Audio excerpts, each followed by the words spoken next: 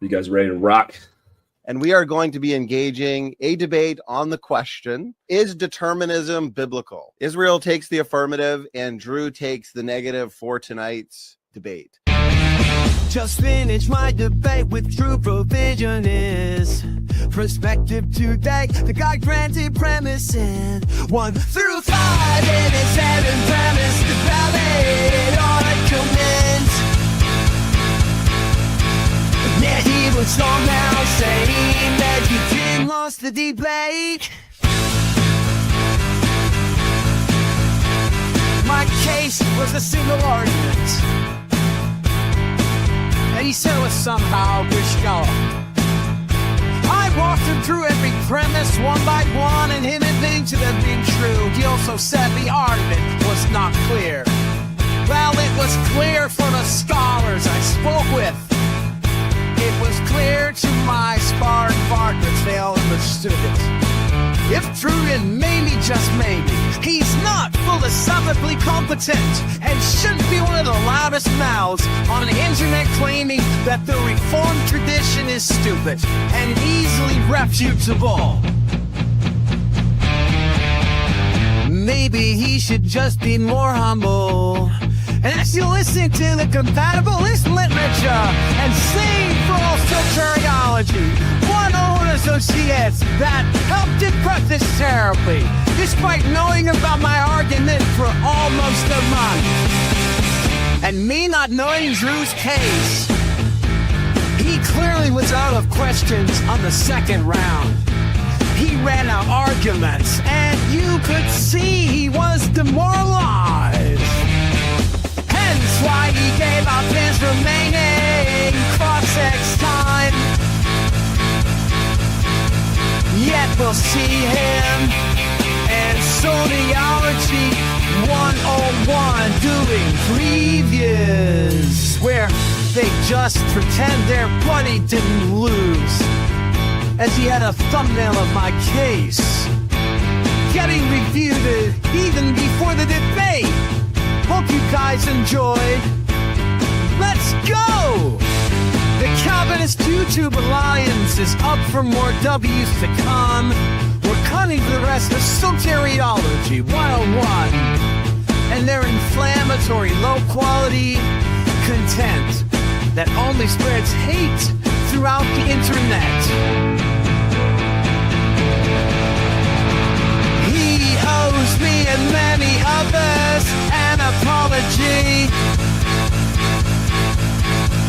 for being one of the most morally disgusting individuals on the internet for many years. He's a bully, a mocker, and a dishonest individual.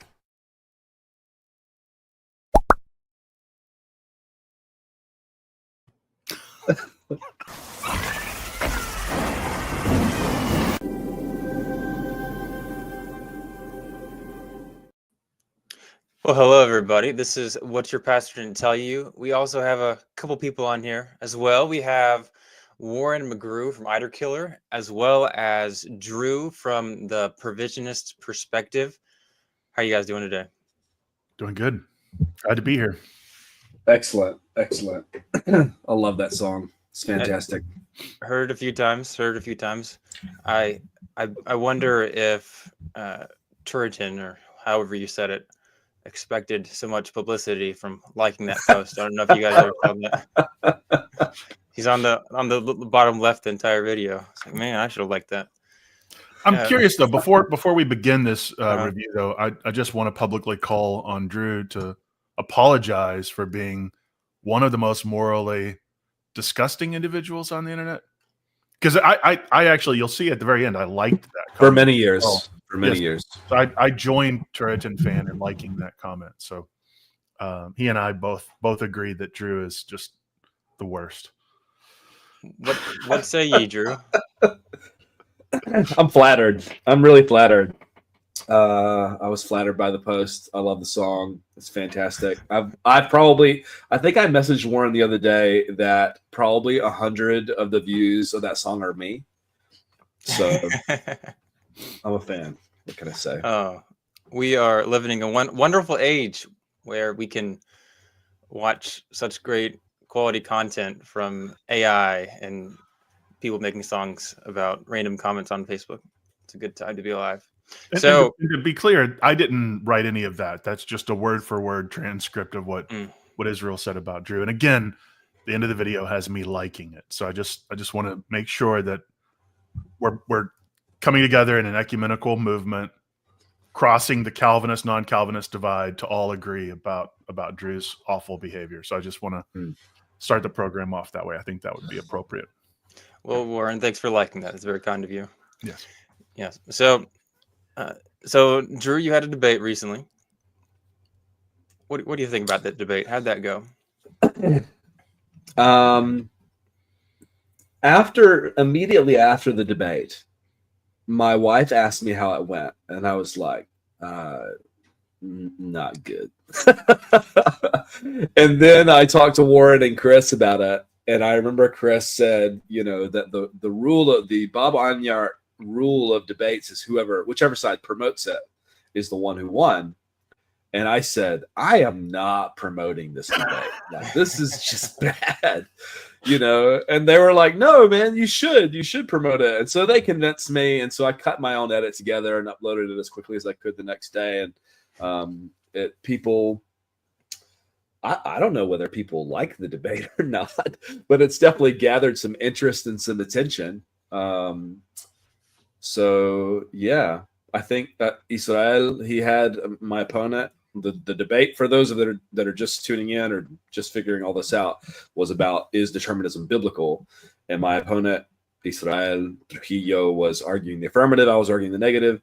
And he had a multi-premise argument that was very difficult for me to follow. One argument, essentially, for determinism.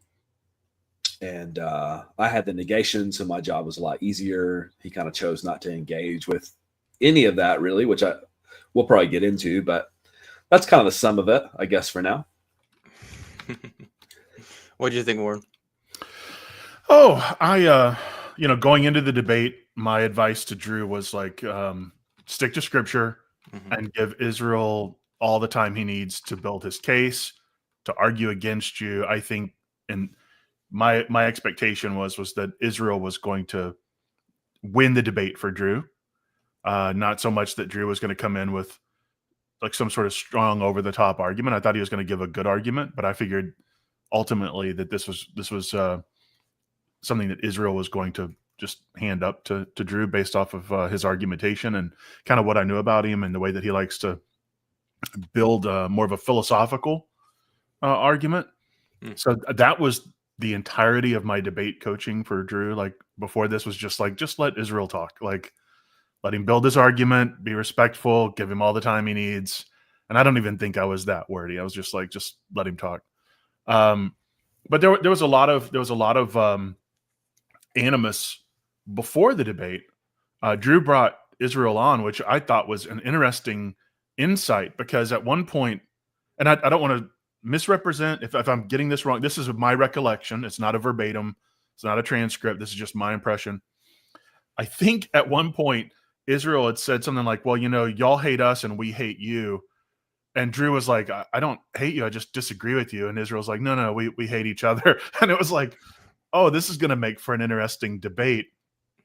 And then I think throughout the debate, that same sort of spirit of Drew being like, I disagree with you, trying to do so civilly. I'm passionate in my disagreement. I have reasons for disagreement. But I think Israel took that disagreement as a personal rejection, is the way that it kind of came across. Like, if you disagree with me, then you don't like me as a human being. Therefore, I'm not going to like you back. And that's kind of the tone that it was brought across. But I think the debate proposition was, is determinism biblical, or determinism is biblical? So going into it, you expect there to be a robust biblical defense or an argument against. What about this verse? Well, if exegetically, this is why we know it means. That's kind of what you would expect given the proposition, but that's not really what Israel offered. He He came in with a very flawed argument, and then I think the spirit in which that flawed argument was delivered made it fall even flatter. Because like you can give a bad argument. Everybody in debate at some point offers a bad argument. But if you do so charitably or with a degree of epistemic humility, people are going to be a little merciful to you. They're not going to come in and go, "Oh, you're the worst." But if you come in there and you're saying that about your opponent, and then the argument you're presenting falls flat, I think people responded to that. And obviously, Israel has some friends of his and that were encouraging, but generally I think that the consensus among the viewers was that this was a really bad performance. And we'll get into this as we go along, but the argument and then to drag down some scholars with him, I thought was a bad move, but I don't want to say too much until we get more into this. So Warren, does that mean that you weren't one of those scholars he learned from and ginning up his debate strategy? Now, I did not endorse his argument, but the way that he appealed to Hebrews 2:17 through 18 or 14 through 18, where Christ was made like us in every respect in all ways, was reminiscent of a type of argument that I levy against total depravity. But the way in which he used it, I think contradicted his own position and then was illogical and self-refuting. So I was like, oh, that's interesting. He's appealing to the incarnation. That's often something that I do, but I think the way that he went about it made the argument extremely flawed. But no, I did not endorse the argument. Didn't give him any tips ahead of time. Yeah, I don't see you being chatty with Israel, but I going into this, Israel and I had our own social media interactions, but it was interesting in y'all's debate. He was calling me out. He was calling, I think, Leighton out. Oh. I think he called out Tim Stratton, if I'm not mistaken. Yeah, there was a lot of name calling. Some of it was just our names, and some of it was insults. But it's a lot of name calling.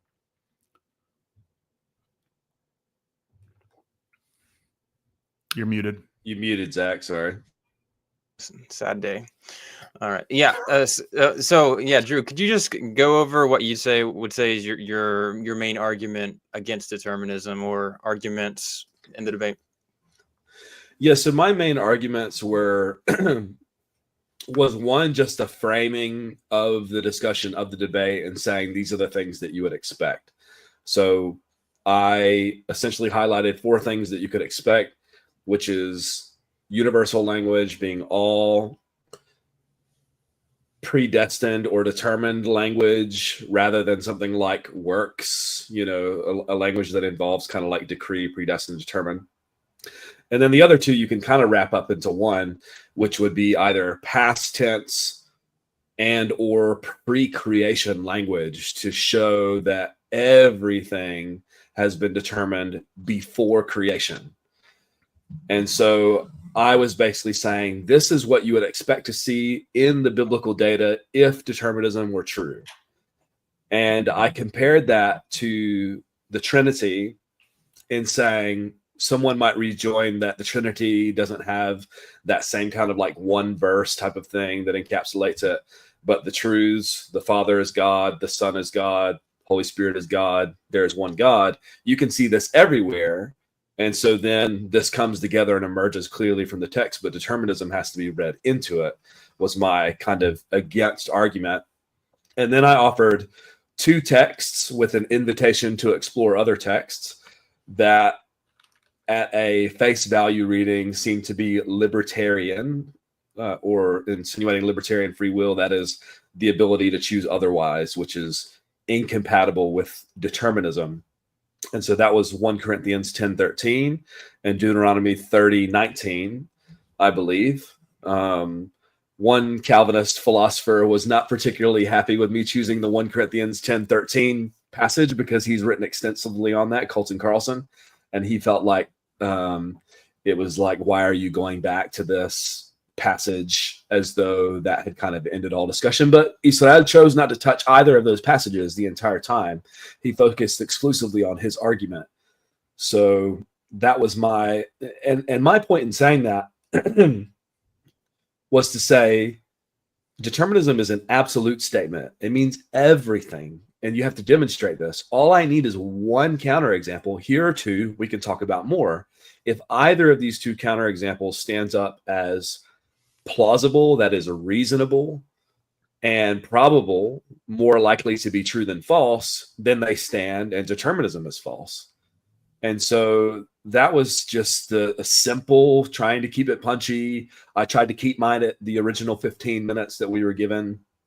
Israel requested more time, took a little bit longer, and I wanted it to be just kind of concise and to the point, and leave the burden, most of the burden of proof on him, and then just kind of engage with the biblical texts. And I didn't, as has been mentioned in the comments here, James Mindtrap has said, he was expecting a walk through some of the proof texts, and that's just kind of not what happened, and that threw me a little bit for a loop. But yeah. Yeah. Okay. And what would you say is okay? Let's back up. How did Israel respond to that? And while you do that, I'm going to leave. So while you talk, go ahead and add me back. But go ahead and answer that. How did he respond to what? I'm sorry. How do you respond to your argument? You're muted. Sorry. Yeah. How did Israel respond to my argument? I mean, that's the thing, is that he didn't. Yeah. He didn't choose to respond to the argument. And moreover, I'm a novice in the debate arena. And so I wasn't paying very close attention to this, but in the 11th hour, I realized that Israel had decided to remove rebuttals from the debate itself. And I didn't notice this until it was too late. And so that really limited what we were able to talk about, what I was able to engage with without asking questions. I couldn't say, this doesn't follow this because of this. In a rebuttal type situation, I was only allowed to ask questions. And it was interesting because his argument was quite difficult to follow. And it was based around the two natures of Jesus Christ having two natures, and that being determined and so on. Therefore, everything's determined. And I just derailed myself with that. Where was I going? How did he respond to your argument? So he gave that argument, and then I gave my opening, and then he just went straight into Q&A that was about his argument. So he never really dealt with anything that I gave in the opener at all. He didn't provide. I asked him at one stage, can you please provide the clearest passage that meets these four criteria, or at least one or two of them, or whatever, the best passage you can think of. And so he offered a passage in, I think it's the first chapter of Hebrews, that says that God sustains all things, which, it's a bit specious to say that God sustains all things means that God has predetermined everything before creation. So, and that all things are determined. Yeah, one of the things that I was kind of shocked was to learn that he had removed rebuttals, but also in which the way he tried to stack the deck, apparently, by insisting that these various debate rules be followed rather than the moderator's standard, practice of and format. And so, I think Israel said that he had debated before, but ultimately, I just as an outsider, I don't have insight into his thinking, obviously, but I think that he was trying to create an environment in which it was easier for him to win with the kind of argument that he was bringing. Because if you affirm, premise 1 through 7, well, then, obviously, according to his standard of how to score a debate, then he won. But because he was removing rebuttals, and because he didn't even afford himself an opportunity to respond to all of your premises, and his argument, as we'll get into, I'm sure, is logically invalid, it ended up just giving you the win I mean, it seemed that he had really kind of removed the wind from his own sails in many different areas for this debate. Yeah, it was really odd. I know that Israel does have previous experience of like more formal settings, so maybe that explains it. It's interesting. It's like the difference between your typical YouTube public setting and then I don't know what like a school setting or something like that. That makes it fun. Yeah, I don't know why he removed rebuttals. I mean, if it were me and I'm going up against Drew and I'm trying to prove determinism is biblical, I want to be able to refute the claims that Drew is making. So that would be kind of a weird move I mean, to make. my most charitable take in that was that he had this really robust argument that he was putting forward. We were given 15 minutes each for opener and 5-minute rebuttals initially, if I recall correctly.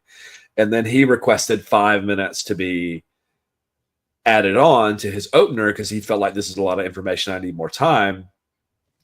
And so my charitable take is that in that, he then suggested that the rebuttals be removed to kind of keep it at time, but it's definitely a rookie mistake on my part that won't happen again. I mean, we suggested just before we streamed, the moderator and I, hey, we could do rebuttals. How do you feel about this? It's really to your advantage that you do a rebuttal, and he was just like, nah. So yeah, I mean, you can give a 20-minute opening statement and afford yourself times for rebuttals. I think early on when I was debating, it might have been JD Martin or Matt Slick, because I wanted time to build my case and I was a green debater. I had asked for 20 minutes and we did that, and we had rebuttals as well. But it was so long that after I went through that, I was like, I'm going to try and aim for 15 every time after this. Like, that's brutal. If I can't make my argument in 15 minutes, I don't want to take the debate anymore. Yeah, right. Yeah, so I was also interested to hear more about what your thoughts were on Israel's argument, because in reality, you didn't have that rebuttal, so we couldn't get all your full thoughts there, Drew. Also interested in your thoughts, Warren. I've got, I wanted to share my screen, and I don't have it on there, of course. So if you could put that on there, that's his argument. I was interested what your thoughts were. You gave a little bit, but give us some more there. Yeah, so because I had kind of skimmed his debate standards that he had put forward as wanting us to agree on, I had some idea as to what his strategy was going to be here. You can find those on our Facebook page if you care about that sort of thing. And so basically P1, Christ is one person with two wills. And I think you had asked me, you sort of pushed back on this or said, what scripture do you have in mind here?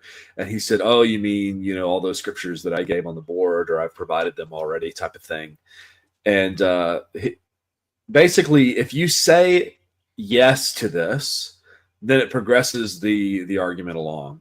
If you say no, then you've become a heretic because you're rejecting the Chalcedonian Creed, which says that Christ is one person with two wills, and you're a Nestorian and whatever.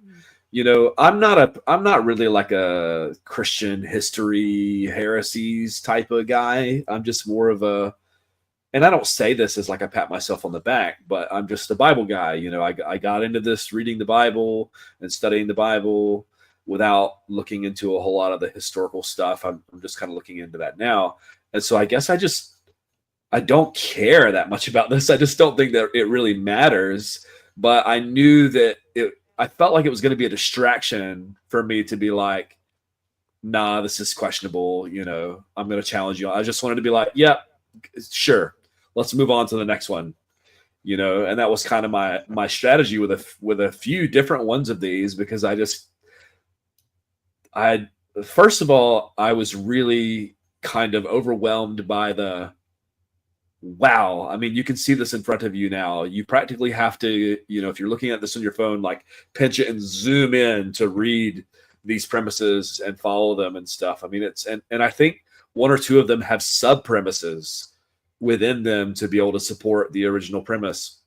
It wasn't until I think after the debate that I realized that he had only made one argument, because it felt like so much. But anyways, so there were a few of these that I just kind of wanted to progress along, and that was one of the ones that I very first started with. Is Christ is one person with two wills. So yeah, no, that was pretty funny. I was watching the debate, and he was like, "Okay, so do you disagree or not?" And you were like, "Well, I don't know. I'd like to hear more." And he's like, whatever, this, and you're like, "Never mind, that's good." It's like okay. pretty much. I was like, "What is Drew? Is he stalling? Is he not sure?" He's like, "Doesn't even matter," because in reality, it didn't really matter. But I was like, "Oh man!" There was a number of times in this debate I just laughed out loud. I was like, "Oh man, this is great." But one of the things that's interesting here, Zach, is when you're going to come in and you're going to argue, essentially what is a syllogism for an argument. That's a bold move. So I want to at least recognize that it was kind of gutsy for Israel to attempt it, because if the syllogism is invalid, then the whole point falls apart. There's about 6 different rules for determining a valid syllogism, and then you're having to demonstrate each of the presuppositions that you're bringing into this, and it's a very difficult thing to do, as we all witnessed. But one of the things that many people pointed out, not just me or anybody else, but a lot of friends of Israel noted that you're supposed to have what they call a distributed conclusion. So any term that appears in the conclusion must also appear in at least one premise, and the conclusion needs to logically follow. And just on that point alone, the entire case that Israel constructed, he presented a logically invalid syllogism. So it didn't flow. But then you also have smuggling in presuppositions and biases as assumptions. There was some circular reasoning. There was some straw manning, some non sequitur. And so in order to construct this kind of monstrosity of an argument, there's all these little things that start to unravel. And you're like, well, if I just pull on this, it all comes undone. And so that was something I don't think Israel recognized, because as Drew would say, well, I can grant that. I can grant that. And even if the argument was somewhat valid in just arguing that Christ was a determined figure, Drew could grant that whole premise, and it doesn't follow, therefore, that everything is determined. And so not only did he not bring a biblical case, not only did he present a flawed historical case, but the philosophical arguments that he offered just continued to crumble. And even if you conceded all of that for the sake of debate, he still didn't accomplish what he was supposed to in that debate. And that was one thing that I found myself, I think it was towards the end of the cross-examination, of just saying, if I concede that Christ has been fully determined, and I concede that all humans have fully determined, does that mean that everything has been predetermined? Does that mean all of the molecules have been predetermined? Does that mean that there are some things in nature that are left undetermined? And I don't think that was particularly clear, or maybe seemed like a very sound rebuttal at the time.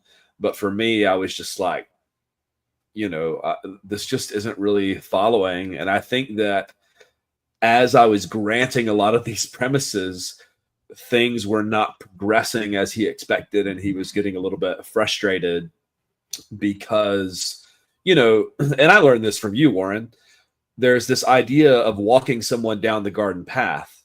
And so you ask them specific yes or no questions in order to get to a conclusion that's like, And so I had a few of these in my own tool belt that I was going after with him, and he had one argument and one garden path, and it wasn't really working like he expected it to.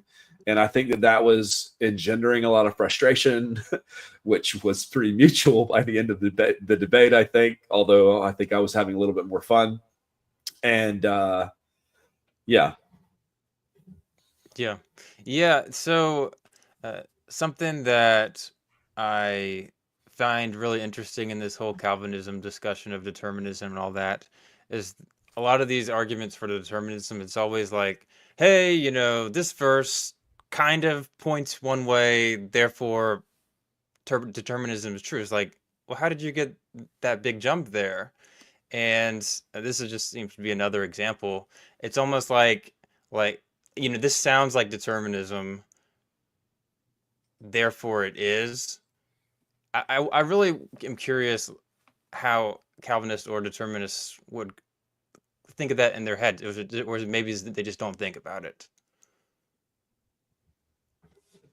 Yeah, I think that, this was one of my strategies in the debate was, and I said this in a broadcast that I did with Warren Layton and Tim Stratton, where we were dealing with some of Chris Date's arguments for the possibility of Calvinism in light of passages that seem to contradict it. And I just felt like, sure, it's possible any given scripture could be read in a deterministic manner. And so that's why I was going after plausible and probable. And even if you concede, for instance, and he didn't even go there with this, this is one of the Calvinists' most popular arguments, is that the cross was very clearly foreordained, predestined, however you want to encapsulate that. And so this was a sinful event. They were still responsible. Therefore, compatibilism, determinism is true. And I think that I did head some of this off in my opener to just say, just because one thing is predestined doesn't mean that all things are predestined. And so, yeah, I don't know how they make that jump. I think it's, kind of a principled jump in terms of, hey, if the most wicked and evil event, they often say, that has ever happened was foreordained by God and people were responsible, then he can do all of it.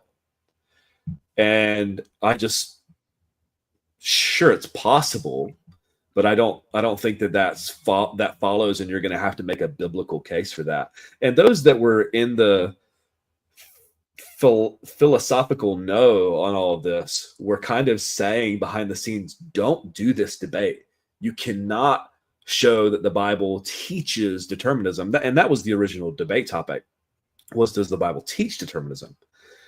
And it's just not clear. Can it be read that way? Is the Bible compatible with determinism? That would be kind of like a little bit of a different question. And I think that's kind of what he was coming at as well, was is the Bible compatible with determinism, which is why he moved away from the does the Bible teach determinism debate premise. So yeah, the whole question, I was just going to say real quick that the whole question of is determinism biblical is just a very vague question in general. What does it mean to be biblical? Does it agree? Does it taught? Is it just compatible? Well, and that's why my original suggestion for the debate that was agreed upon was, does the Bible teach determinism? That was agreed upon. And then the moderator came back with the title of the debate and the sections that we were going to have. And I said, one thing you wrote is determinism biblical. What we've agreed upon is, does the Bible teach determinism? Do you mind tweaking that? And he said, I wasn't happy with that. And Brother Donnie, he said that he didn't feel like there was much difference. And so in order to avoid the drama, I just said, fine, let's just move forward. Oh, that's funny coming from Donnie.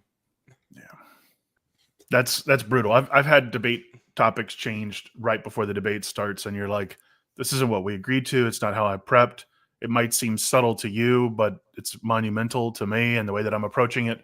But to answer your question, Zach, I think if you approach the text and you say, I already believe that God determined everything, here's an instance of God determining something. Well, that would be compatible with me believing God determined everything. Oh, here's something, God determined this other thing, and God determined this other. Look, God determined hundreds of things. Therefore, this is proof that God determined everything. And I don't think that they realize that they're engaged in a non sequitur, because I don't think anybody is denying that God determines things. The question is, has God determined everything? And that was one of the things that I liked in Drew's opening, was he would say, yes, even that thing. and he wouldn't name it, but he would leave it up to the imagination of people to conjure the most vile thing they could think of, and then lay that at the feet of God for thinking it up in eternity and actualizing it, bringing it to pass by way of an effectual decree. So I like Drew's approach here in saying, look, this is an absolute claim. I just need to offer, a couple counter examples to show that that's not the case. Nobody's denying God determines things. The question is, has God determined all things? Yeah.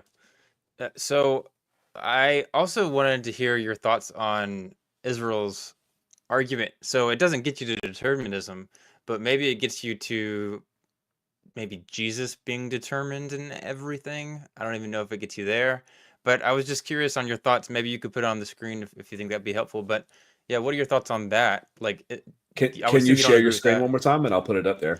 That's probably going to be helpful. Yeah, that'd probably I think be a it good just start. malfunctioned and got taken down at some point. Yeah. All right. Yeah, I remember quibbling with Israel on this a little bit, and I was, I promise this isn't false humility on my part, but I was humbled in many aspects by this debate because it's true that I'm not philosophically competent, and it's true that I'm not like a particularly philosophically robust type of guy. I'm working on it. I'm working my way through Guillaume Bignon's Blaming Sinners and Blaming God and Excusing Sinners, and I'm having to copy and paste stuff into ChatGPT and be like, explain this to me like I'm 5, I don't get this. But and you can see some of this in here.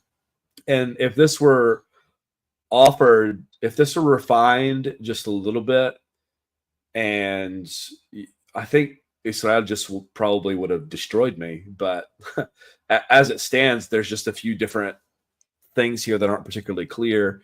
I mean, P2 here, Christ's human will fully represents the human experience in every way. I mean, that's such a huge, I just kind of like, and maybe this is just my personality type, and a lot of this I just really wasn't expecting, and I'll flick that back up there in a second, but I was just like trying to compute, like, have you seen that GIF with the woman with like the math that comes up? That was me. I was like, in every way, what does that mean? And so some of it was just kind of hard to get my head around. So I was just like, sure, we'll grant that one. And this P3, if Christ has a human will that fully represents the human experience in every way, then his human will must operate as our will does. So I just granted that. And then this is one that we spent a little bit of time on. Christ's human will was necessarily aligned with the divine will. Which one? Huh? That was no, which will? Yeah. Well, Christ's human will was necessarily aligned with the divine will. See, God has two wills. What is it in Calvinism? The prescriptive will or the decretive will, and then some say there's prescriptive will and secret will, or the revealed will and the secret will or decretive will. A lot of wills. Yeah, it's a lot of wills. It's true. We have so many wills. Too many wills, right? And so this is one that I spent time on because it said necessarily aligned with.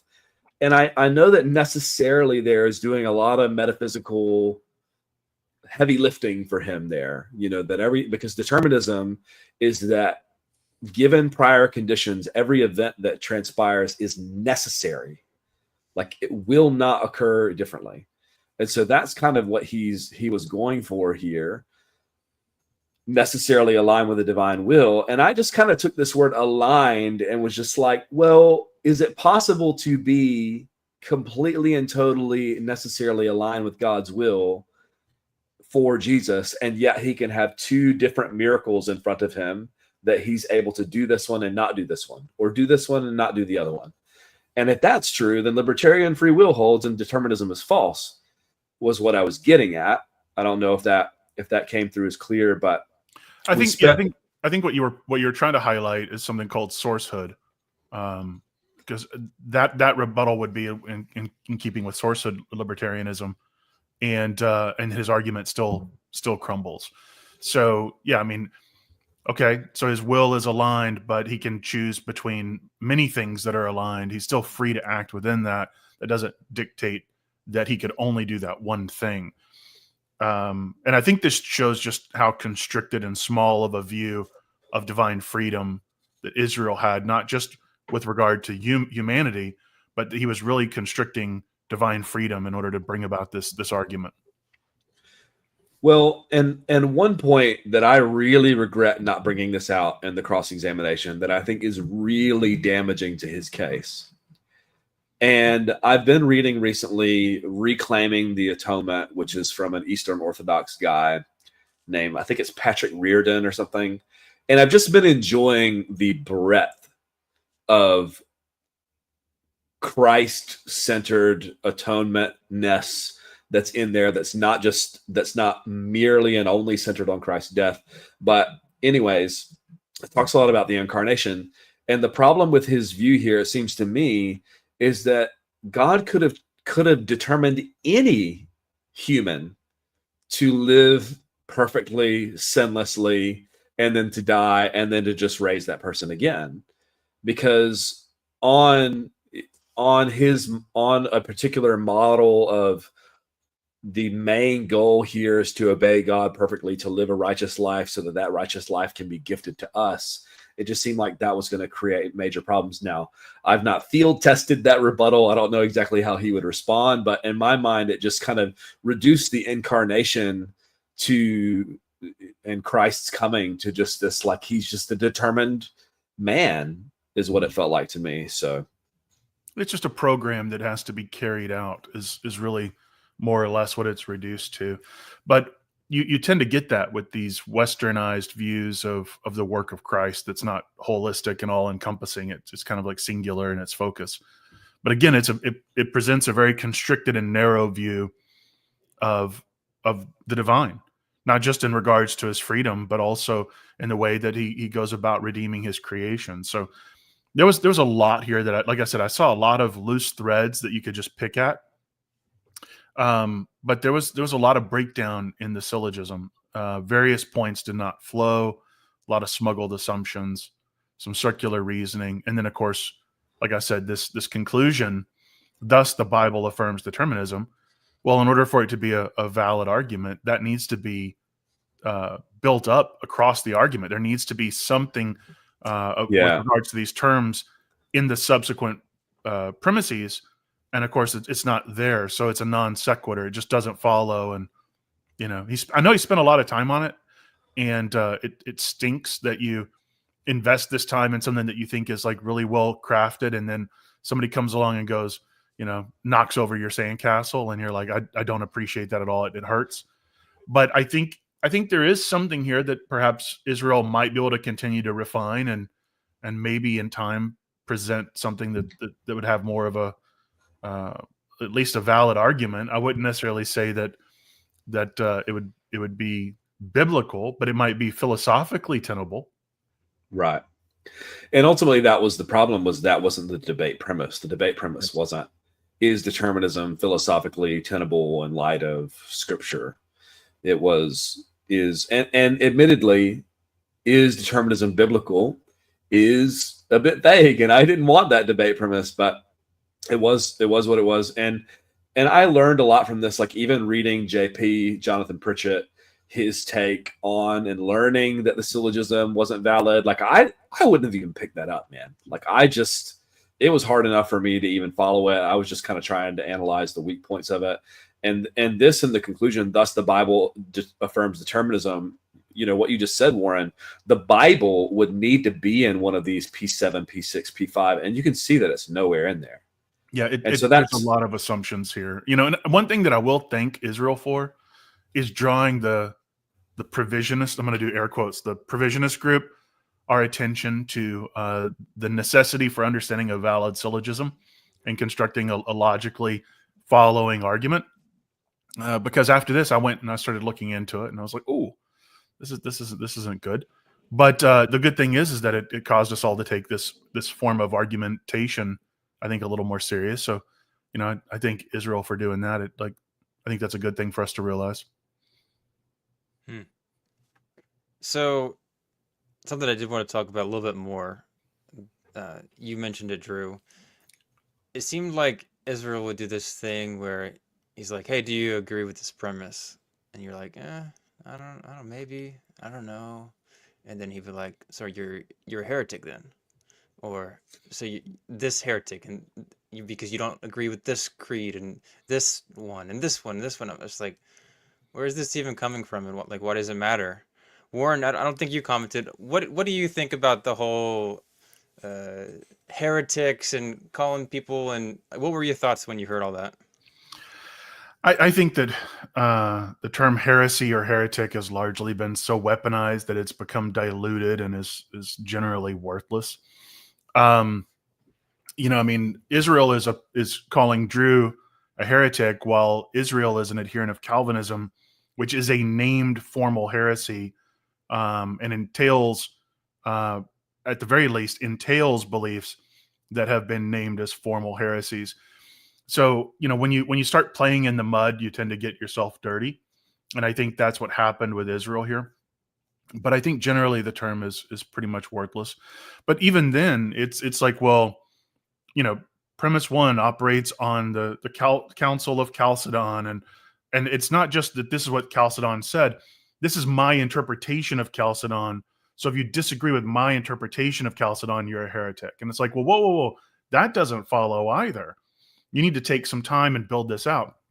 But instead, what we saw with Israel was, you're going to affirm this, right? Or you're a heretic. And the more frustrating thing that I saw was twofold. He would not. There was a lot, actually. I don't want to count them. He would say, Drew, I have a question for you, X, Y, and Z. And Drew would process the thought in less than 3 seconds. Israel would interrupt and go, answer the question. And Drew's like, let me think about this convoluted hypothesis that you've put this hypothetical in front of me. And Israel's like, answer the question. You're not answering the question. It's like, there needs to be some degree of charitable interaction in a debate. And if your opponent is consistently stalling, then I think it's fair to call that out. But if you've admittedly constructed a very complicated, multi-premise argument with sub-premises that need to be substantiated, then I think it's incumbent upon you, who's asking a question about your convoluted system, to be charitable and perhaps give someone the benefit of the doubt and let them contemplate what you're saying, because this is the first time that it's been interacted with. But I thought that was frustrating. And then I don't know if you noted this, I think it was before the debate even started, or right when it was starting, Israel was like, I just want to make sure that we're all going to follow the rules that I set forward in how to score this debate. And it's like, guys, we're going to go play baseball, but just so everybody knows, if I hit it and I get on the base, I win the game. And if I get struck out, I win the game. And if it rains, I win the game. And if I sit on the bench, I win the game. So I want to make sure we're all in agreement. We're going to play by my rules. And then for him to criticize Donnie for his moderation, there was just a lot of. It was really like Israel wanted to debate. He wanted to answer for Drew, was upset that he wasn't getting the answers, and then he wanted to moderate, and he wanted to score the debate. And again, it kind of reminded me of his view of divine determinism. If you're not controlling every little thing, then it's too much for you, and it'll spiral out of your control. And I think that might be one of the things that appeals to Israel, is this idea of micromanaging, and I think that can be very appealing. It can be very comforting that somebody's controlling all these little pieces. And so I think we got some insight into that in the way that he was interacting with the debate. Yeah, there's a number of different things that you said there, which is a really good example of just what not to do, one in the public setting, or just, in life in general. It's okay to not have control over things. The whole debate situation and points and stuff like that, most people are probably not going to respond well to that. If you're like, and before the debate's like, this is how we win a debate, everybody, watch out, everybody, before it even starts. I could see maybe, that sounds like a James White thing to do in the opening statements, like, this is how you win if you defeat this argument or something like that. But he was just talking about just basic debate rules, which is an interesting approach. Well, I have a good friend that watches our podcast, and he watched the debate. His name's Zeke. You'll probably be tuning into this at some stage, Zeke. And his charitable take was, because again, I'm a novice in this debate arena, and he kind of highlighted, I think Israel was just trying to score points. So he talks really, really, really fast and puts all these points in, and now you got to knock them all down, or my points go through, and I get points and I win. So that debate strategy was all about scoring the debate. And for our online kind of amateur debate hour, that's not. Yep. People are looking for, are you using the Bible? Who's the one that's smiling? Who's the one that's scowling? Do you have a good posture? Do you have a good attitude? And that might not be fair. It's not fair in terms of the truth. But the fact of the matter is that all these things really factor in when it comes to a debate. And I've learned some of that the hard way. But yeah, so Phil says here, you must affirm X or you're a heretic, fallacy of poisoning the well. And I knew that this is what Israel was trying to do, was to get me to affirm a heresy. And he opened out the gate with that premise one regarding, two wills and so on. And I asked the question, where are you seeing this biblically? And then that seemed to short circuit a little bit. And so I just kind of decided to concede it rather than argue about that and move on. That seemed to be his main strategy, was and I was going to say that connects back to the debate rules. If you affirm a heresy, let's agree that if you affirm a heresy, you lose. But that doesn't mean determinism is biblical. I could be a complete and total heretic. That doesn't mean determinism is biblical. But again, by insisting on that rule, Israel is a Calvinist that was condemned formally at the Synod of Jerusalem as a formal heresy. So, and if I were smarter, I would have pointed that out. Yeah, Israel entered the debate and lost before it started because of the rules he set forward. In order to control this, they ended up blowing up in his face. That was an actual rule that he set? Yes. Well, it was he sent this debate thing that he wanted agreed upon, and Donnie and I were just kind of like, I basically left it to Donnie. I was like, I'm not going to say anything, and he was like, let's just move forward. We've got the debate premise, and you even saw this in the actual debate, and Donnie responded that way. Donnie made it seem like we had agreed to the laundry list of debate criteria or whatever that he had set forth, and that never happened. I just kind of left him on red when that stuff came through. I remember hearing about that, and I think my advice to you is just to say whatever Donnie normally does is good enough for me. Let's just do that. So that might have been my second debate prep advice, was just follow Donnie's normal rules. Right. And I don't know why Israel was so dogmatic on undermining the way that Donnie normally runs his show. Well, and other than it just was. I sent them to you. I sent them to Warren because I knew he would know, and I was like, "What is this? What is this?" And then Warren, pull this up right now. I really want to see it. Yeah, I'll bring it up here. Because it's just go with whatever Donnie normally does. That's fair. It's Donnie's program. He's the moderator. Let's leave it up to Donnie and the audience to decide. We don't need to pre-debate everything. But it's interesting. If you affirm a heresy, you lose. If you do this, you lose. If you do this, you lose. And then he comes in affirming a heresy again. I mean, I'm not a formal synod. I'm just saying that there's been a formal synod that condemned it.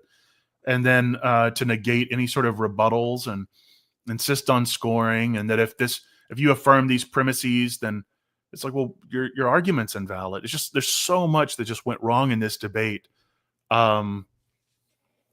It's really impressive. Oh, you posted it. Oh, shoot, I missed this. Darn. So it says, Yep. So this is what he said. I said, below Israel's state debate standards. He wanted brother Donnie and I agree to. Let me know if you disagree to any of this. Number one, both debaters defend a proposition. One defends the affirmation of the debate statement, and the other the proposition of the negation. Both have an equal burden of proof to prove their proposition. Proving is an epistemic question, so proving is based on epistemic grounds, not which necessarily imply Cartesian certainty, nor the impossibility of the opponent's view, but rather a successful case of winning may be simply be a humble success, wink, wink, of either deductive arguments, inductive arguments, abductive, transcendental hypothesis A, more virtuous than hypothesis B. So needless to say, when I'm reading this, I'm like, okay. If one's answer is heretical or has to appeal to heresy to save their case, or one can't refute how one's position implies heresy, then one loses. And again, he came in affirming a formal heresy, formally condemned.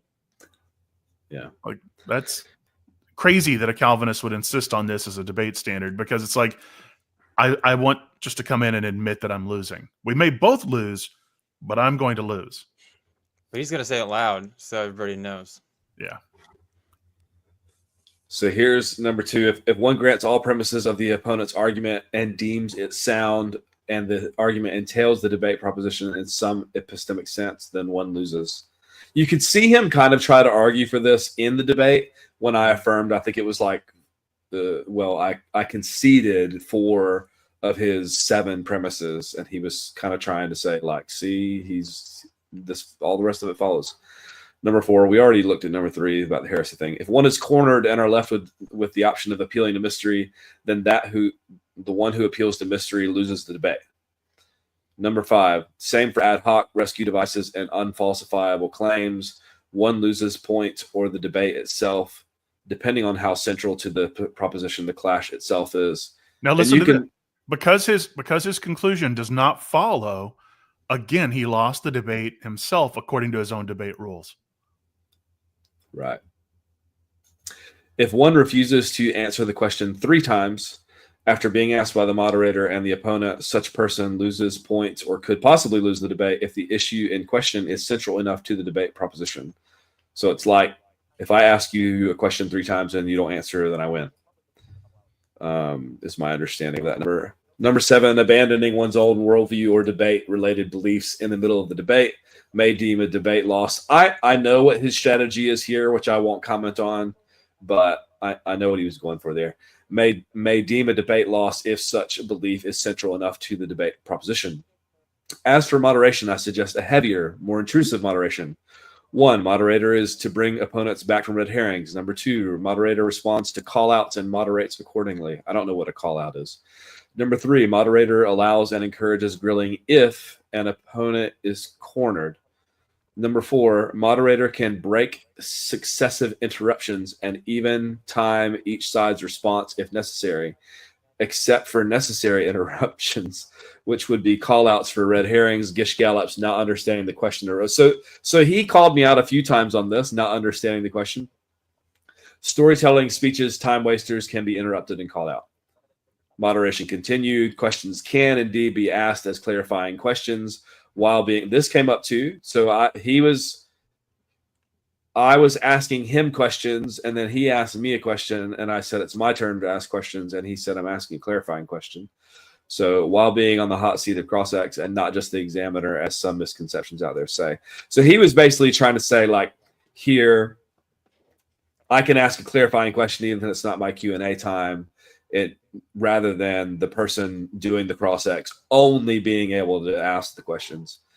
And I don't have a problem if somebody needs clarification, but there were times in the debate where you would ask a clarifying question and he wouldn't allow you an answer. He wouldn't even entertain that. So I don't know. It wasn't an ideal debate. I think we're all gathering. It wasn't. It was a lot of entertainment, but it wasn't ideal. Yep. So I wanted to play that clip. I just thought it was just so hilarious. Can you?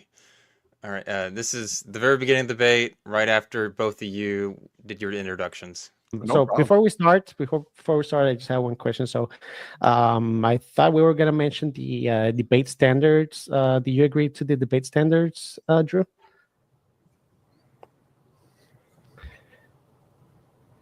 We cannot hear you, Drew. This is me being like, what? Why are we talking sent about us this now? something a while back that I've not looked at in some time, so I can't really say yay or nay on that. I mean, I agree, like we've agreed, is determinism biblical, and we also talked together about how we would understand determinism.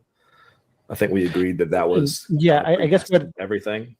Yeah, I guess what I was mentioning was that the debate standards on how to judge a debate, how to judge a winner, and I actually sent it to you about 4 times, and you looked at it. I was just surprised that you never gave a response. So I just wasn't sure if if we were actually gonna go over that before the debate starts, because because you're already putting a debate review that you're pretty much saying that you already refuted me. Oh yeah, you put a debate review. Gosh, Drew, what the? You can't judge a debate before it's over. Muted.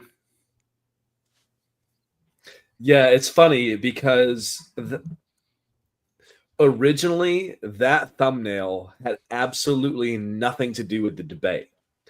I simply wanted to come on and talk about a lot of the things that I was not going to have time to talk about because I had to cut things from my introduction. There are things from Guillaume Bignon's book that I wanted to address and so on. And so I just kind of said, like, pitched it as a debate review because I wanted to cover a few things in the debate after it happened. I'm sure I was going to want to, but primarily focus on the things I didn't get to talk about. And because the thumbnail's clickbaity and it says determinism debunked and stuff, he felt like I was announcing victory before it happened. It's pretty standard to plan for these sorts of things to have a thumbnail ready to go, and that's all I was doing. So he wasn't too happy about that.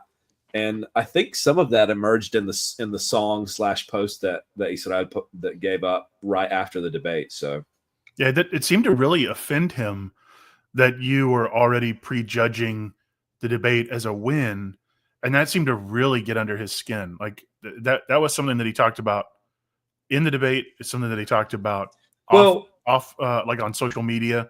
That really seemed to offend him. And I could have lost that debate spectacularly and still feel like determinism is false, and that if I had more to like that, let's say debates aren't my forte and I just lost spectacularly and I'm like, I'm not doing a debate ever again, and I have time to sit here in front of the camera and craft my arguments and talk about it, I can still have some really valid arguments debunking determinism, even if I feel like I lost a debate. But he didn't like that very much. So needless to say. What about this whole 4? He said he sent you 4 messages, Drew, and you just looked at it and you didn't even respond. You left him on red. I think he sent it to the group chat one time, and it was summarily dismissed. And then he sent it to me separately, and I just ignored it. And then we talked about it after our pre-show chat, and he said, "Oh, those debate standards. Like, do you agree to those debate standards? You know?" And I was just kind of like, "Oh, yeah, I'll have to look at those." And that was the last I remember talking about it. So it might have been 3 times, but. So your handling of that was kind of like how the Orthodox Church responded to the Lutherans and Melanchthon when they were asking to be validated as Orthodox. The Lutherans like, "Oh yeah, we got your letter. You didn't get our response. I'll have to think about that." "Oh yeah, well, we'll get back to you." You just left them on unread, and then it's like, okay, well that must mean that we're Orthodox and we're in agreement. Like, okay, silence is affirmation. That's how I'll take this. Well, he was obviously not entirely sure if we had agreed because he chose to bring it up live in the debate. Yeah. So try and corner you to get you to concede to it.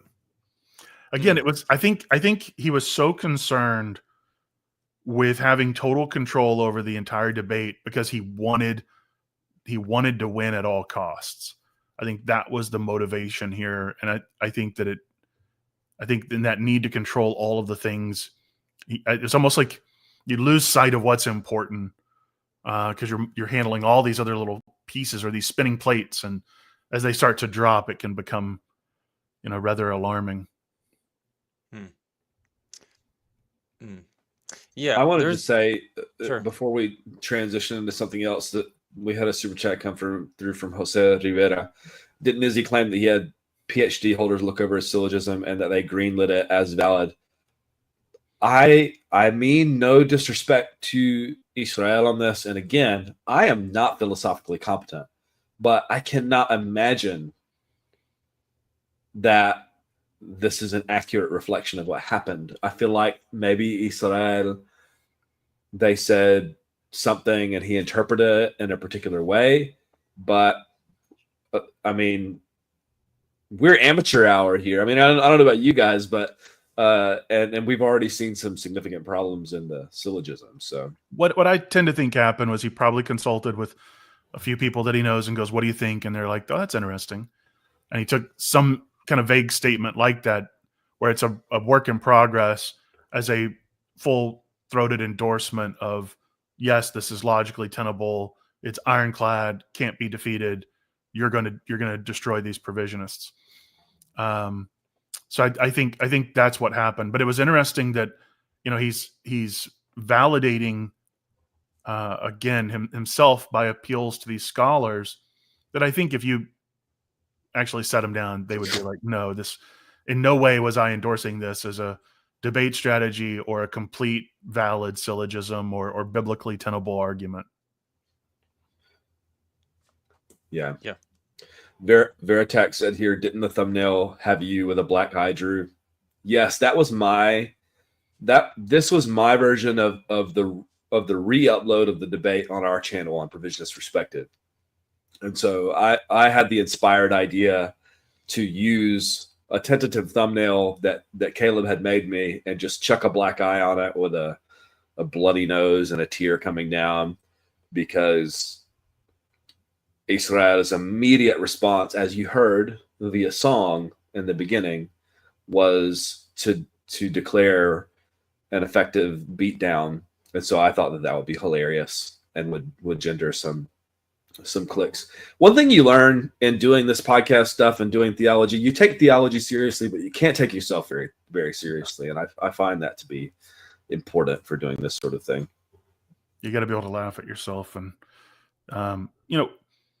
it was really interesting to see Israel talking about how toxic his opposition was while engaging in like some real, I don't think there's another word for it other than just toxic behavior, but I don't think that necessarily would cost him the debate. I mean, you can be a rude and crass individual and still have a valid argument. It doesn't negate the truthfulness of your arguments, but I think that if you lose the audience, it doesn't matter how much truth you're bringing. But when you're wrong on both counts, I think that's what made this, I think, all the more tragic, because he was so convinced of his position and then so convinced that Drew was a bad actor that it just, I think, it really set him up to experience some humility online. That it's not fun. It's not fun. Like it's gotta stink.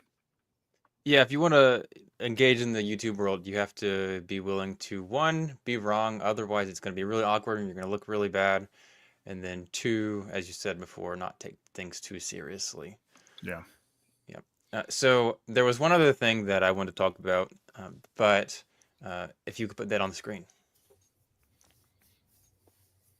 All right, this is in obviously the super chat questions at the end, Q&A, and basically Israel was asked a question. Maybe Drew was asked a question. I can't remember whatever. And Israel got to comment twice, but Drew never got to respond to the second one. So I was interested to hear what you had to say, Drew, as well as Warren. Being causal, maybe we're just not determined to be angry when we do that, and we're called not to do that. So actually convincing and influencing makes more sense in determinism because it is causal. So punishing a child for misbehaving with a good attitude, not with not with anger, would actually be something that is more expected to work on determinism, because in the other way, influences are causal. So you hit him, and it really does nothing to cause a libertarian free will choice, because it just pops out, and it could be that he now believes he's good. Could be that now he will keep doing the same thing. You don't know, as it violates the principle of sufficient reason. But yeah, so states of mind like anger don't necessarily follow from like always necessarily follow from determinism.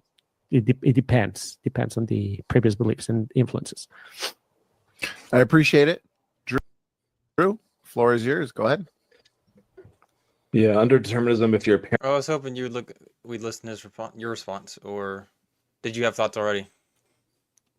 if you punish the child for misbehaving, aren't you just taking out your anger about what God determined on an innocent child?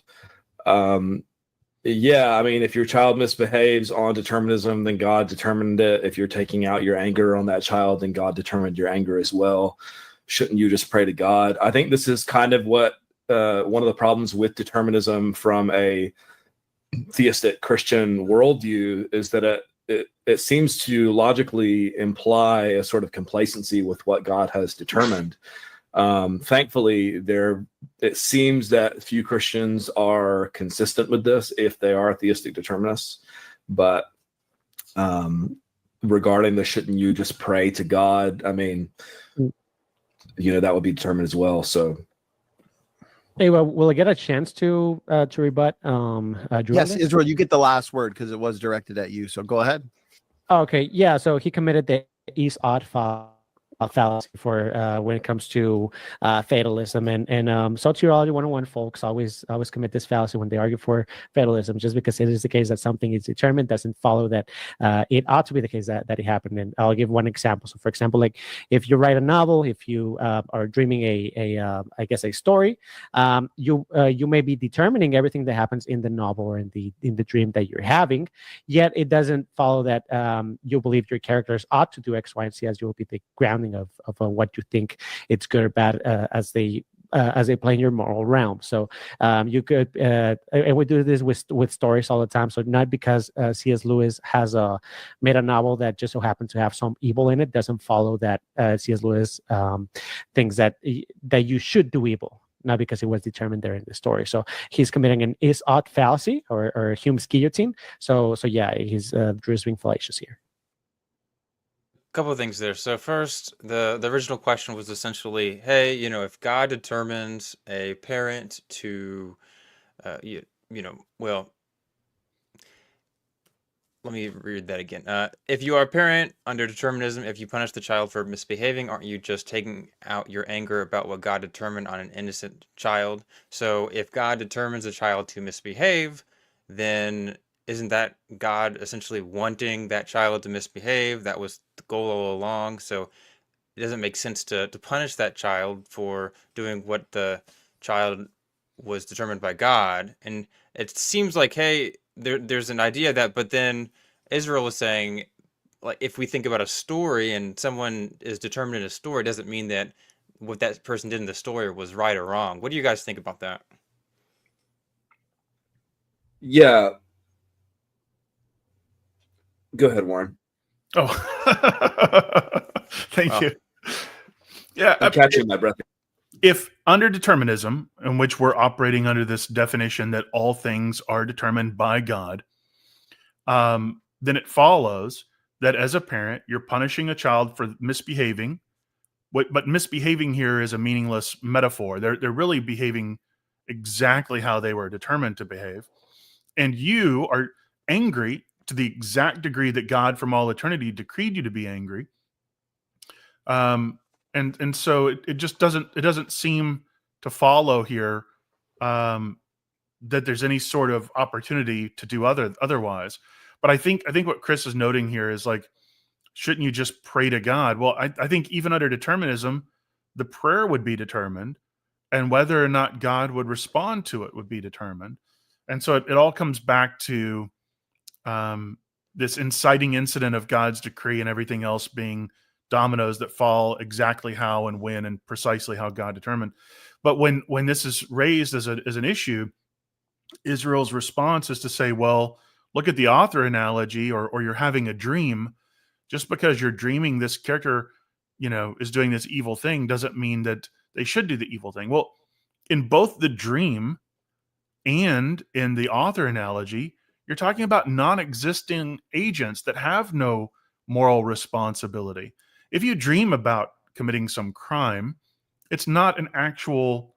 It has no reality to it.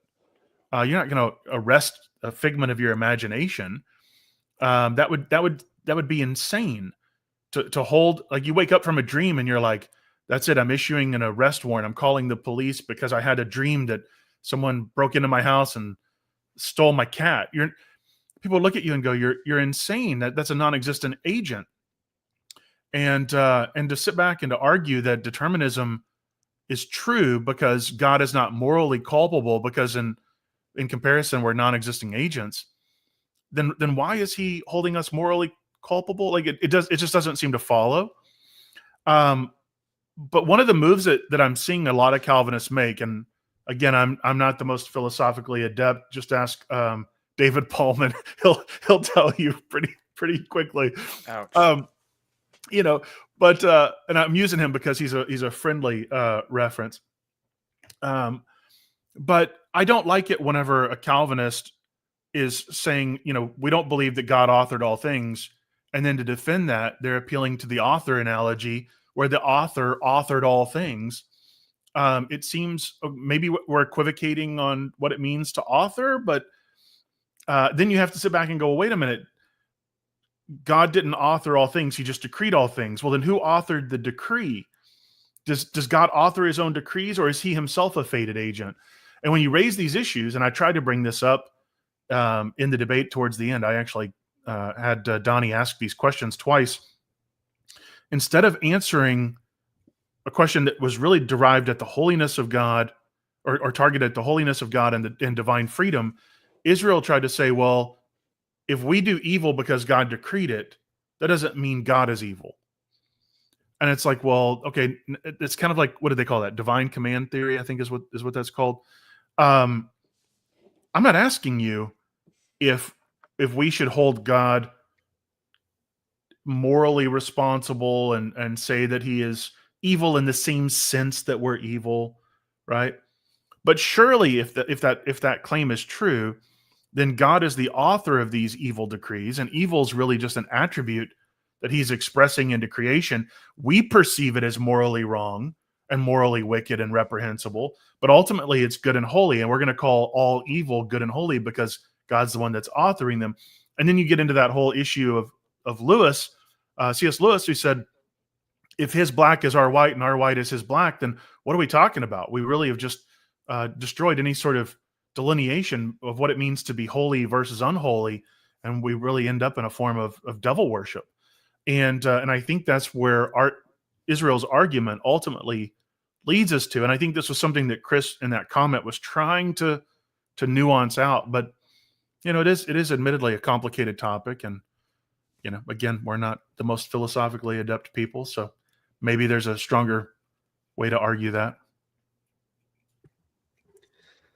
In hindsight's always 20/20, and this was a good question that he asked here.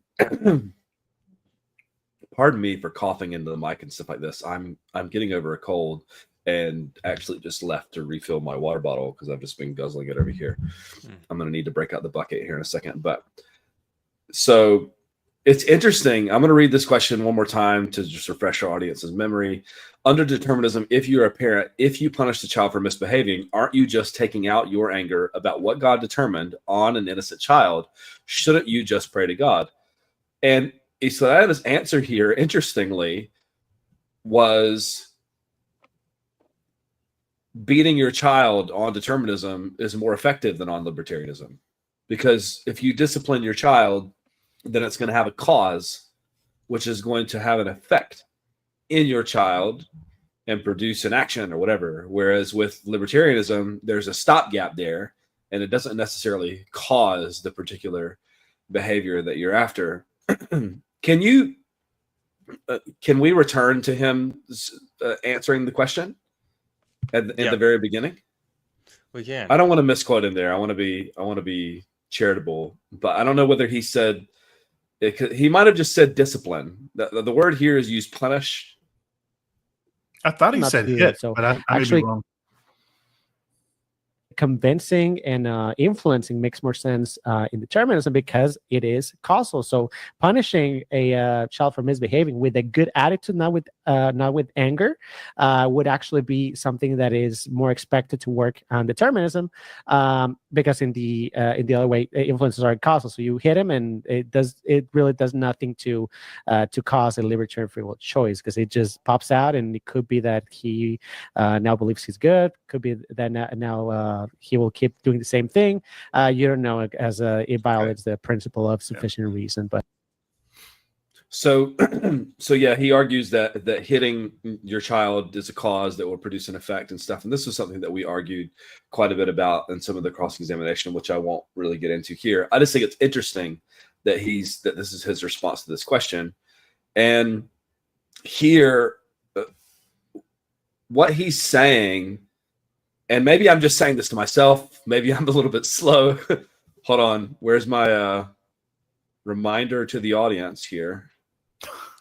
Okay. That's my favorite meme, by the way. I really appreciate that. I think it's incredibly No, I kind. think you should keep it on the screen. It's really valuable. Our audio audience is not going to understand this, but yeah, so I derailed myself with that. What was I saying? Basically, I'm not smart. And so You were repeating back what he was saying.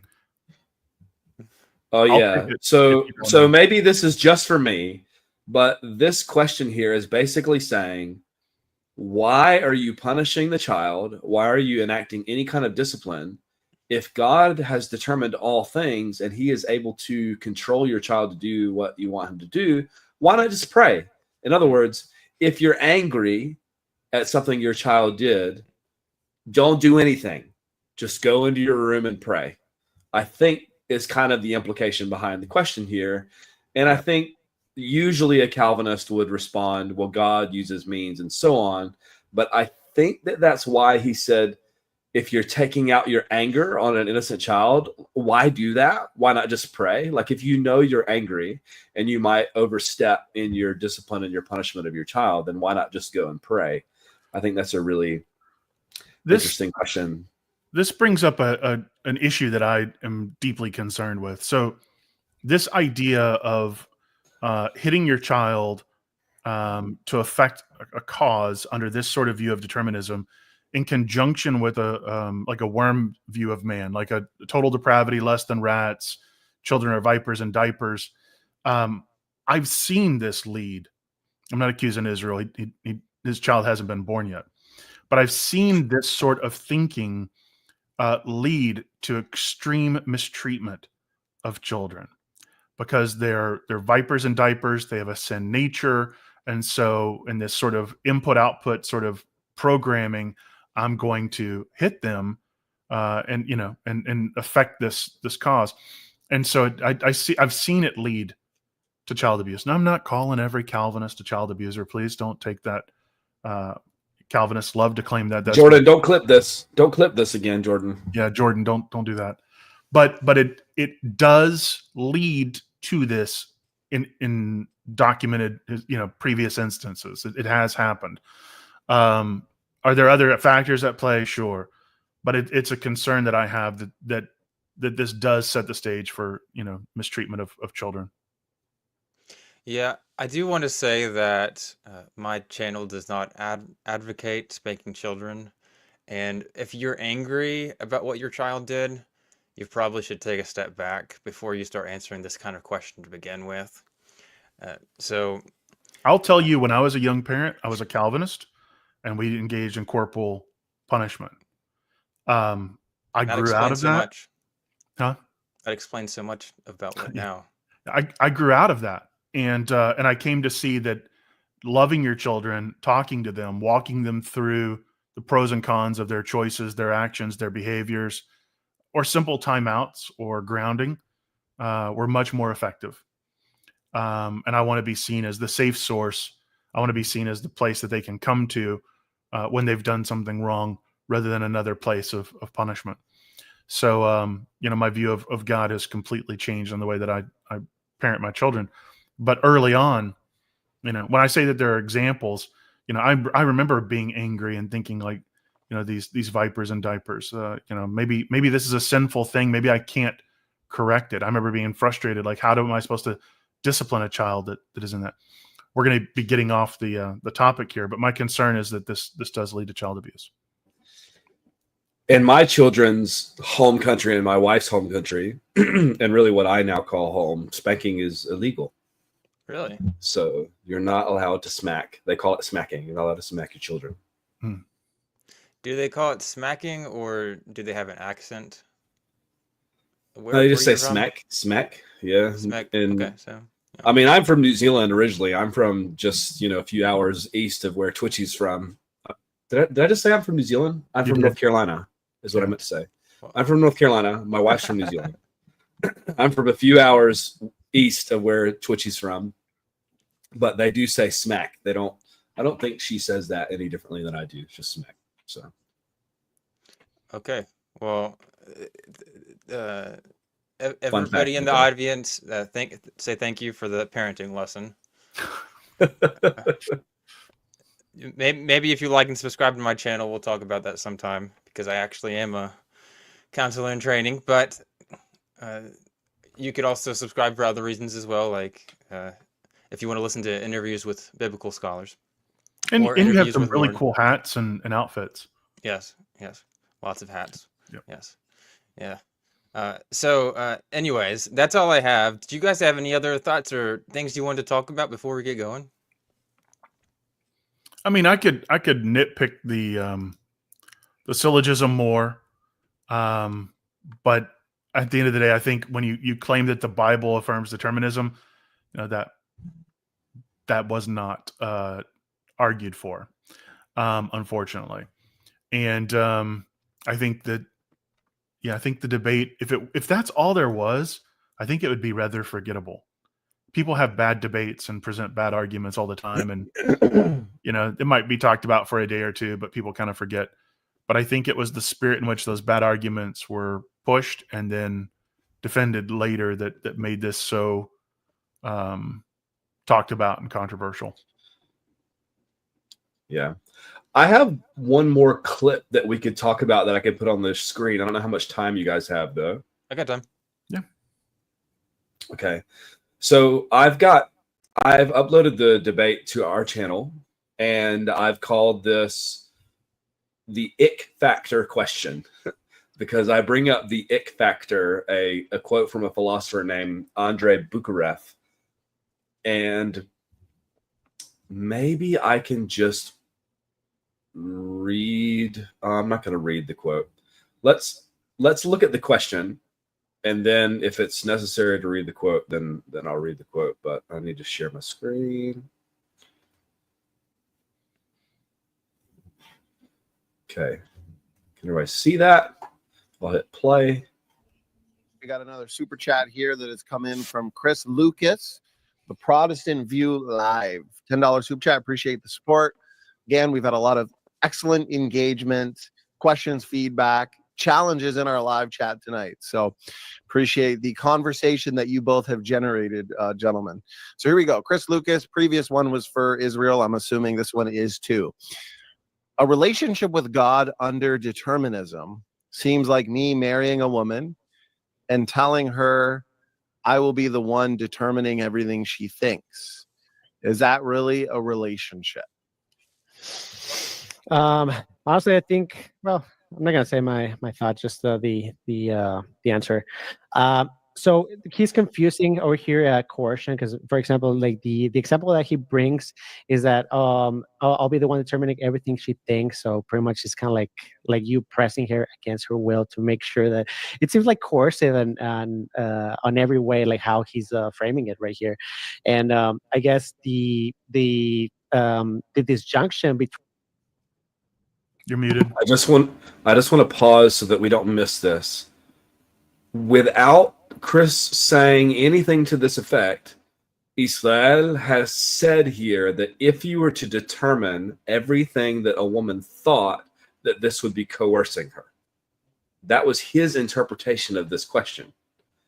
And he accuses Chris Lucas of framing the question here, which you'll hear me go on to address. But I just want to note that between what we deem as determinism in theological determinism is more of a non-coercive way of determinism. And I guess it breaks the analogy because he's bringing a coercive example, and we wouldn't have a coercive relationship.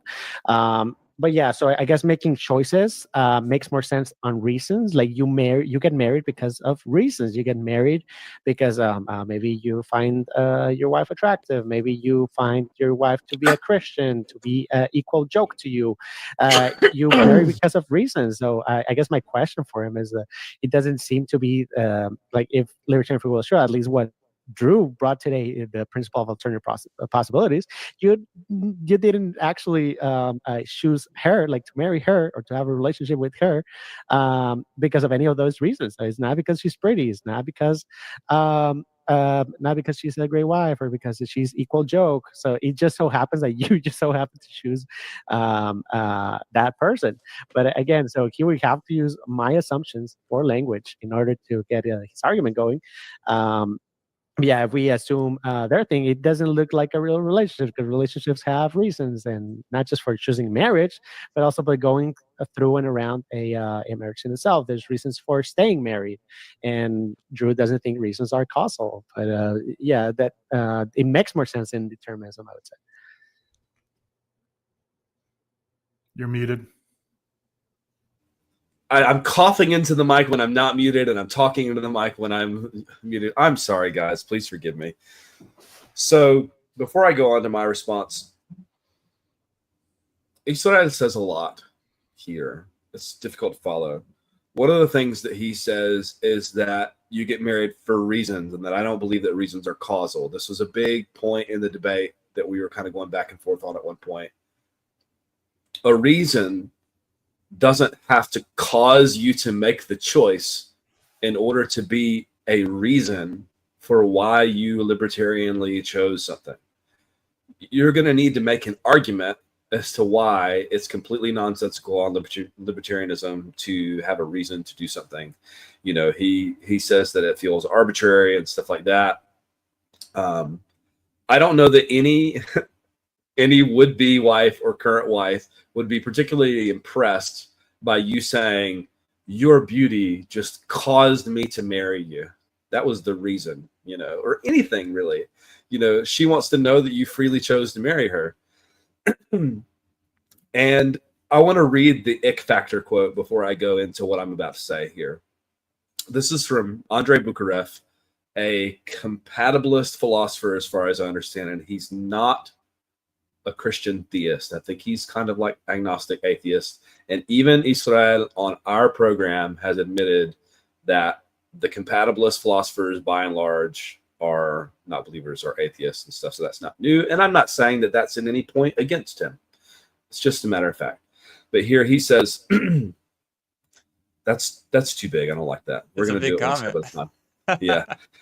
Now you get to somebody who's a dyed-in-the-wool Calvinist, let's say, and they're a theological compatibilist. I don't think compatibilism helps them one bit. Compatibilism is a theory of free agency.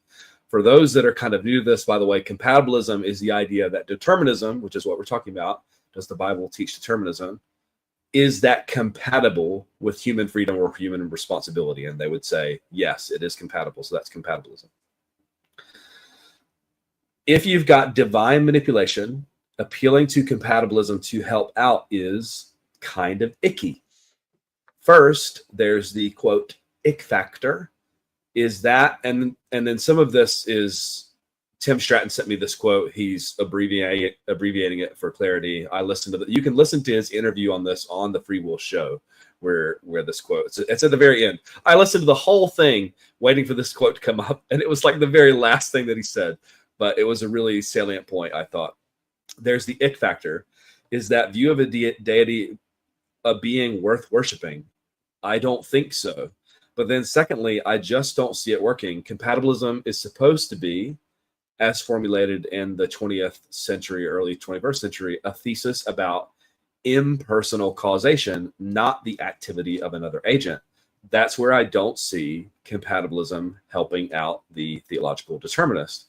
And so the argument here is that if God has determined everything and there's a divine agent behind this, there's an ick factor that's at play here.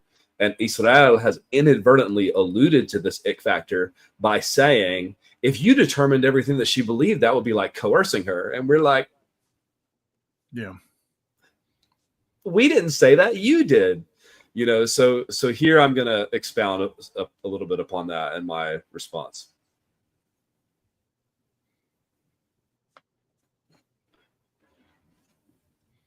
Or will he?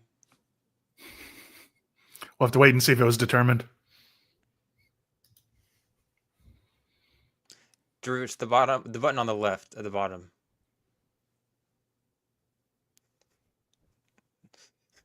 What am I doing wrong? Everything. It's not playing. It's not playing. Uh-uh. Are you in the wrong tab? Oh, I put up your screen. This is your screen that I'm sharing right now. I guess that would make sense then, huh? All right. Yeah. Well, thanks. It's been fun, guys. I'm not on the right thing, am I? I'm definitely not. I don't know what the timestamp is. No, here we go. I got it. We've just been waiting and waiting. Sorry. Okay, folks. I heard like me talking, and then I heard you guys' voices, and I was like, wait, is that Warren I'm hearing? Is he just saying something? I don't know what's going on. Okay, here we go. I want to read the question carefully again. A relationship with God under determinism seems like me marrying a woman and telling her I will be the one determining everything she thinks. Is that really a relationship? And Israel has said that Chris, who phrased this question very well, has implied some kind of coercion or something like that. He didn't use coercion language. He just used determined language.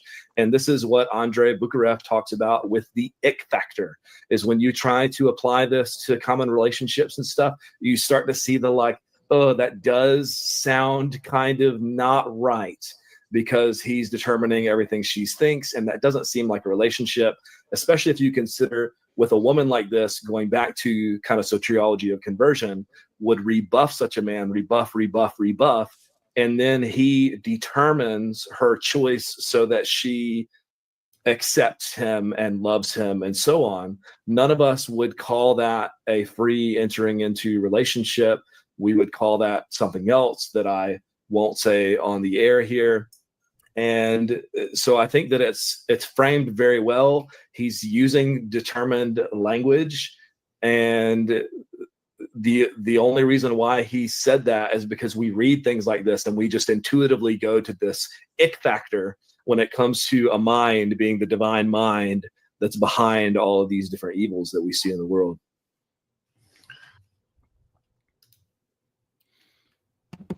Yeah. So this was good point there, Drew. I thought that was really well stated. I'm glad that I was able to bring that out in the debate, because I wasn't sure if I was going to be able to, and I almost didn't read the Bukharev quote. And this was one of the things that I had come across and studied and been thinking about was, wait a second, if you insert a divine mind into this, this is really going to cause you problems. And Israel, it just slipped. You know, he just, it leaked out that this is an ick factor, even for him, even though the commenter, the person that put the quote forward, used the word determine. And it's true that God is determining all of our thoughts, all of our desires, all of our actions. Yes, even that one. And so I thought this is something that I feel like I might try to get a little bit more mileage out of in some of these conversations, is this ick factor quote, because I think it's rhetorically powerful. And this is coming from a dyed-in-the-wool compatibilist to somebody that uses compatibilist arguments. And he thinks that for the theological compatibilist, the Calvinist, the determinist, theistic determinist, that this is not available for you because this introduces something that's really gross when you're not talking about impersonal causes. And one of the things too, in this whole back and forth Israel, he was arguing that reasons are causes. So I want to go back to this, and you can say that a reason is a cause in like a colloquial sort of sense, but it's not in like a necessity, or I would say even in a strong philosophical sense. It's more of a justification. It's how you're applying your mind to arrive at a judgment or a decision. You're considering all these different influences, and you're going, okay, I'm going to process that and arrive at a choice. Excuse me, pulling a Drew over here. But if you're affirming sourcehood libertarianism, and you look at these different influences and these different justifications that your mind is actively engaged in, and in these, considering these reasons, that actually seems to make far more sense without causing any sort of ick factor to God. And again, there's nothing here about a reason that would necessitate that it be effectual and causal in every sense of the word. I think he was equivocating on terminology here. Twitchy has asked a question here in the chat that might be good to briefly answer. So he says, this is a fellow Calvinist brother. He's been on both of our channels, I think, Warren. Mm-hmm. Yep. Doesn't this issue come down to whether or not God can ordain events freely? That doesn't necessitate the ick factor, right? Go ahead and rip it to shred, boys. And then he clarifies down here. By that, I mean, can God ordain events to come about freely? This depends entirely upon what you mean by ordain. Can God orchestrate a particular event like the cross to come about without needing to have determined every thought, every desire, every action in that process? I think he can. He can do that. God can do things. There's lots of things that God can do, that he has done, and that he has promised that he will do. And that's why I hammered on this. Determinism is an absolute claim, and you need to demonstrate this. And so it just seems, respectfully to Brother Jerry here, that this is a bit of a weak view of God to say that the only way that God can ordain a particular event is to control every aspect of it. And again,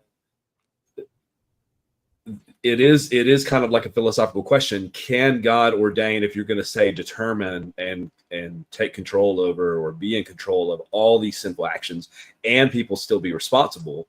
I think you still have the ick factor in that if he has determined all of that in that. And so as opposed to something like Assyria, like the king of Assyria, he's poised to attack Israel. He's ready to do it. God's protecting Israel.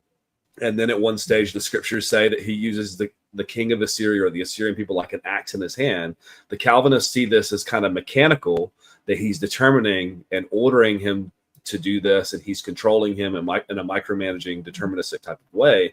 I just see that as like God taking off his hand of protection and being like, go for it, because they disobeyed me, and now you're going to do this. And you see in the biblical narrative that God then is frustrated or upset that Assyria goes really far beyond and is extremely cruel to the Israelites, which then you've got this dilemma. You got this, so God wielded it, and then he's like, hey, axe, you didn't do what I wanted you to do.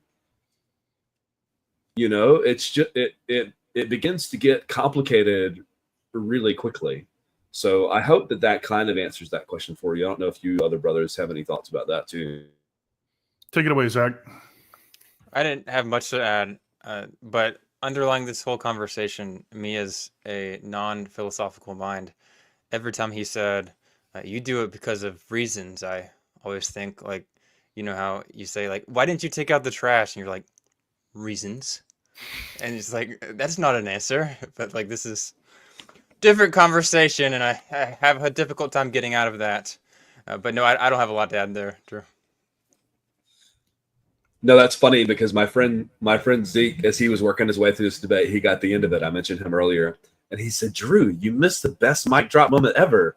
You should have said, Israel believes that determinism is biblical because reasons. Because that was something that was just repeatedly talked about. Anyways. Well, reasons are causal, so clearly. All right. Well, if you guys don't have anything else to add, it's been a pleasure having you both on here. If you don't already subscribe, make sure to subscribe to both of their channels. All Awesome. three. Any of my viewers, go subscribe to Provisionist. Go subscribe to What Your Pastor Didn't Tell You. Like, yeah, we got 3 different channels streaming here. You guys should be following all of us. Yeah. Mm-hmm. Yeah. And a really fun one that people in this will enjoy. I am interviewing Craig Keener on Thursday at, I believe, 7 p.m. Eastern time. And we are talking about the early Christian view on determinism and fate and all that interesting topic. Not the specifically biblical view, but what did the earliest Christians, what did the Jews and the Greeks at that time believe, which could give us a hint into what the biblical writers referred to and the language they use. So really interesting stuff. Cool. But yeah, thank you so much for coming on here, guys. It's been awesome. And Can I shameless plug something for my channel? please do. On Thursday, we're going off the script a little bit, and I'm interviewing author Brant Hansen, who's written a number of books. Unoffendable, the Men We Need. Oh man, this title is hard. It's God is Good, Life is Hard, Let's Dance is the one that I'm currently working on. And he's a really funny author and a radio show host. I'm having him on, and we're talking about his books, probably focusing in on Unoffendable and what to do when you're angry online is kind of going to be the attack that I'm going to approach it from. And is there such a thing as this kind of righteous indignation type stuff? So please tune in for that. It's a little bit off the script in terms of what we usually do in the channel, but yeah. That'll be fun. Yeah. Awesome. All right. Well, thank you so much, guys. I guess, Drew, you can hit the end button now, but it's been fun, and I'll see you guys later. Thanks, everybody.